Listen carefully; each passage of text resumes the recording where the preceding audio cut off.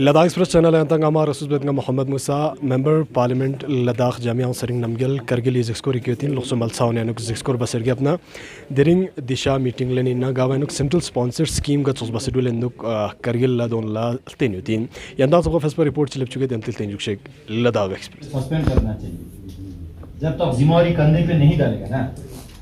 ये पोस्टर चिपकाते रहेगा, awareness game करते रहेंगे, पब्लिक रिप्रेजेंटेटिव चिल्लाते रहेंगे, अगर कलम चला कि इसको इम्प्लीमेंट तो कराना है ना, ऐसे थोड़ी होता है। As such, बेटी बचाओ बेटी पढ़ाओ आंदोलन में स्कीम खुद में कोई स्कीम नहीं है सर। बाकी अवेयरनेस जो है वो हमारे दूसरे स्कीम के थ्रू बेनिफिट नहीं है तो अवेयरनेस देके क्या करने अपने, खाली अवेयरनेस देके। और यहाँ पे देखो अवेयरनेस की इतना जरूरत नहीं है। मैं समझता हूँ लद्दाख के सोसाइटी किसी बेटी के पैदा होने पे भ्रूण हत्या नहीं करते यहाँ पे। अब जिसका प्री नेटल डेथ हुआ वो अलग केस है, पोस्ट नेटल जानबूझ के उसका हत्या नहीं करते, लेकिन उसको पढ़ाने में आगे प्रमोट नहीं करना है। जी आपके सिग्नेचर को तो कोई दाम ही नहीं है, आपके ये स्ट्रेम को तो आपके एग्जाम को इंटरटेन ही नहीं करता है। ऐसा नहीं होना चाहिए सर। अगर मैं रिटर्न पे उतार के आया ना फिर आप जिंदगी भर माफी मांगते फिर मैं बता रहा हूँ आपको कितने जेईस में कितने एईस में जुगाड़ करके दिया है, उसको मैंडेट बना दिया है। ऐसा थोड़ी हो सकता है कि एमपी के कहने पे नहीं होगा, किसी दूसरे पॉलिटिकल पार्टी के काउंसलर के कहने पे हो जाएगा, या गाइडलाइन में लिखा है क्या?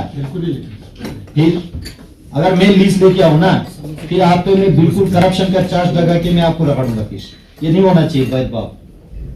अगर करना है देखो गाइडलाइन है, सबके लिए गाइडलाइन है, ठीक।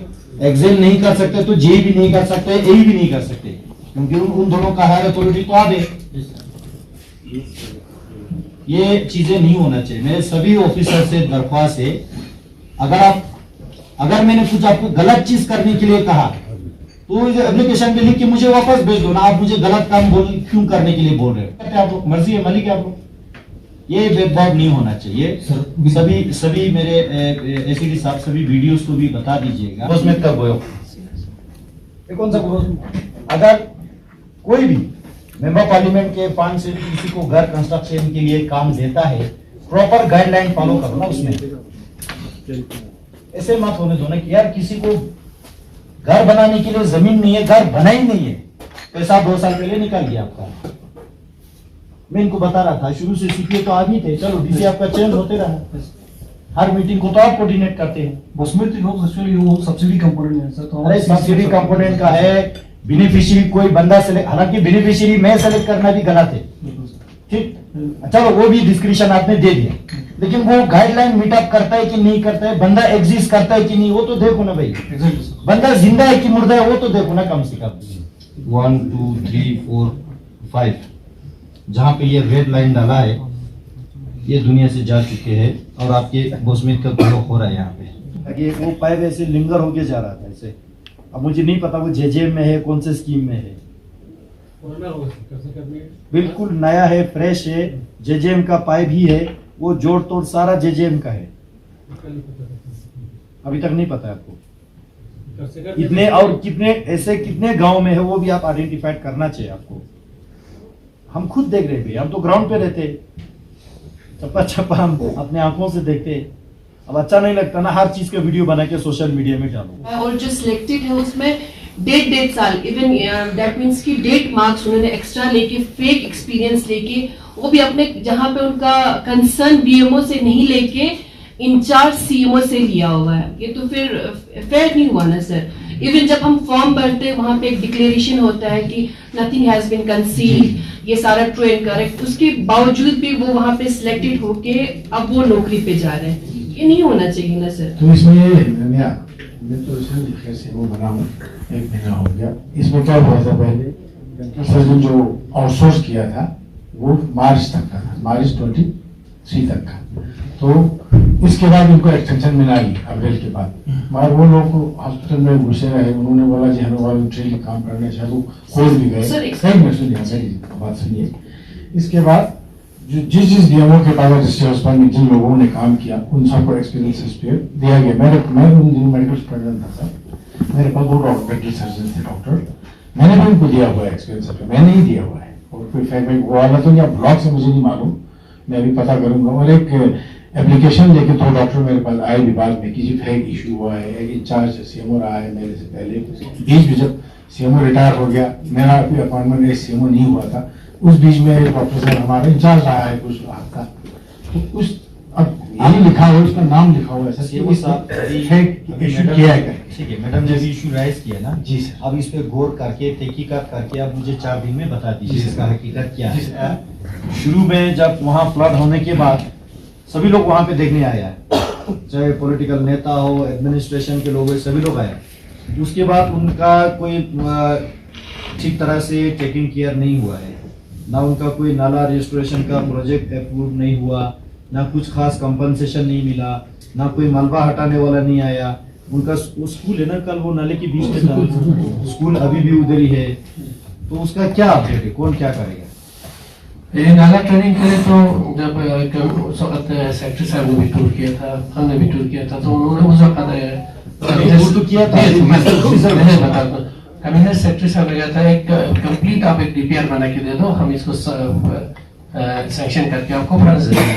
तो हमने कंप्लीट उसका डीपीआर बना के कमिश्नर सेक्रेटरी को भी दिया हुआ है, और हमने न्यू एसडीपी में प्रपोज भी किया है सर, लेकिन अभी तक उसमें फंड्स नहीं है। जो ही फंड्स आ जाएगा तो करेंगे, लेकिन डीपीआर अप्रूव नहीं, बाकी डीपीआर बना के सर ऐसा होता है, जब से उसमें फ्लड आ गया तब से चिल्लाते रहा, एडमिनिस्ट्रेशन के पास भी, काउंसिल वालों के पास भी 3 बार डिविजनल कमिश्नर आ गया, नाले के लिए एक ऐसा नहीं है। और मैंने अपने हर वक्त जिस वक्त फ्लड आता था उस वक्त मैं अपने CDF से मैकेनिकल वालों को पता है, उसी के जरिए से गुजारा करके पुल को भी रजिस्ट्रेशन करता था और नाले को भी डेवलपमेंट करता था। उसके बाद जो लैंड डेवलपमेंट है उसके लिए भी अलग पैसा देता है। अब पता नहीं सिर्फ प्रकाश कंस्टिट्यूंसी का जो काउंसलर है, अभी तो मैं काउंसलर नहीं हूँ इस वक्त, हार्मर काउंसलर, लेकिन मैंने उस के लिए इतना जिद्दोजहद किया, गवर्नमेंट ने कोई भी ध्यान नहीं दे दिया, सिर्फ देखने वाला आया, रिलीजियस वाले भी, बाकी गवर्नमेंट का भी, डिविजनल कमिश्नर भी, सब उधर आ गया। आखिरकार हमने साहूल साहब को शाम को डाक बंगले में कहा कि ये प्रोजेक्ट जो है बहुत ज़रूरी है, सफा सांरा और ये खाउस। साहूल साहब ने उस वक्त कहा, मैं उस वक्त काउंसलर था, साहूल साहब ने कहा ये प्रोजेक्ट सैंक्शन नहीं हो जाएंगे। मैंने कहा क्यों जनाब, इसमें कोई बीमारी है? तो उसने कहा CPWD जो है एक डिपार्टमेंट है, जब तक उनके तरफ से इसमें फ्लड जोन का सर्टिफिकेट नहीं आएगा तब तक आपका प्रोजेक्ट सैंक्शन होने वाला नहीं।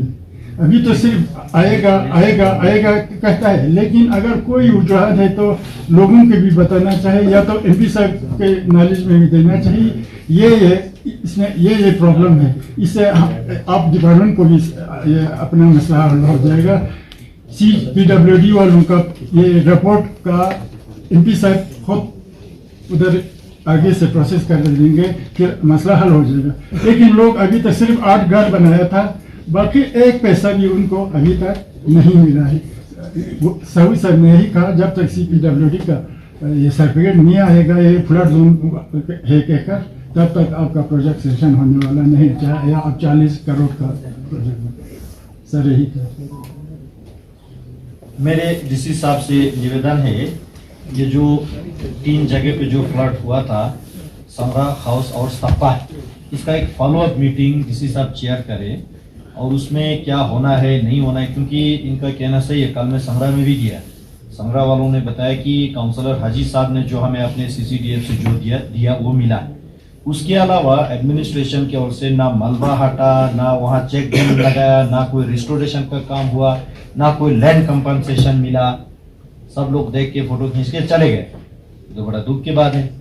तो इसमें DC साहब अब एक बार इसका फॉलोअप मीटिंग लेके इसमें क्या है क्या नहीं है, और वहाँ के लोगों को भी ये बताना जरूरी है, भाई एडमिनिस्ट्रेशन अगर नहीं कर पा रहे तो दिक्कत क्या है, तो लोगों को भी जानकारी हासिल करने का हक रखता है। टीचर दे रहा है, ये बोले कि सर 27 टीचर चाहिए भाई आपके यहाँ। अच्छा, इनके रिक्वेजेशन में भाई ये बोटी टीचर को जो है रिलीजियस से जोड़ गया, बुद्धिस्ट पॉपुलेशन इतना है, मुस्लिम पॉपुलेशन इतना। अरे छोड़ो ना भाई, इंग्लिश पढ़ने वाले सब क्रिश्चियन थोड़ी होता है, उर्दू और अरबिक पढ़ने वाले सब मुसलमान थोड़ी हो जाता है। ये तो लैंग्वेज है, लैंग्वेज के नजरिए से देखिए, जहां रिक्वेजेशन है उतना आपको रिक्वेजिशन भेजना चाहिए था। अब मुझे नहीं पता आपको कौन पॉलिटिकल प्रेशर कर रहे, क्या कर रहे, या आपके ऑफिस से कोई कुछ लोग गड़बड़ कर रहा है, ऐसा नहीं होना चाहिए। उसी तरह आपको भी मेरा निवेदन है, अभी फरवरी में NHM का नया एडवर्टीजमेंट आना है, उसमें आप भरपूर रिक्वेजिशन दे दीजिए। भारत सरकार आपको दे रहे है तो आप क्यों मांगने में कंजूस कर रहे हो? नहीं देगा तो ठीक है, दे रहे तो ले लो ना। तो ये आपसे गुजारिश है। और ये चीफ साहब, वो एग्जाम सांकू कल उधर हम साथ थे, मैंने इनसे एक निवेदन किया, जब हम NH 301 से नीचे उतारते हैं सांकू हॉस्पिटल में, वो रोड का खस्ता हालात है। वो आप लोगों को ऐसे चीजों को, कुछ छोटे छोटे चीजें है ना, आपको कोई बताने के पहले आपको कदम उठा लेना चाहिए, क्योंकि उस हॉस्पिटल रोड में तो पेशेंट नहीं चलना है। कोई एक्सीडेंट केस आएगा, कोई प्रेग्नेंट लेडी वहां डिलीवरी के लिए एट द एलेन आ रहा है, वो दिक्कत हो जाएगा। इसलिए उसको तुरंत मरम्मत हो जाना चाहिए। और वहाँ हॉस्पिटल के जो पार्किंग एरिया भी बता रहे थे वहां पे, ये भी तुरंत कर दीजिएगा। और मैं पनीखर के CSC भी विजिट किया था, मरम्मत की जरूरत लगा, बाहर से देखने में वो ढांचा जो है थोड़ा कलर करके थोड़ा ठीक शेप में लाना पड़ेगा CMO साहब। और वहाँ सांकू हॉस्पिटल का साफ सफाई बहुत अच्छा रखा है, लेकिन वहाँ के BMO साहब ने बताया उनको मैन पावर के शॉर्टेज हो रहा है। अभी जितने उसको आउटसोर्सिंग में मिला है वही लोग काम कर रहे हैं, लेकिन आउटसोर्सिंग किस एजेंसी के थ्रू किया है उसको आप एक बार मेरे बिहाफ से बता दीजिएगा। एक तो उनको रिन्यूमरेशन जो है वो टाइम पे नहीं दे रहा है, ये गलत बात है। जब बंदा काम कर रहा है तो उसको पैसा तो टाइम पे देना चाहिए, नहीं तो लेबर एक्ट के तहत मैं खुद FIR करके उसको अंदर करूंगा।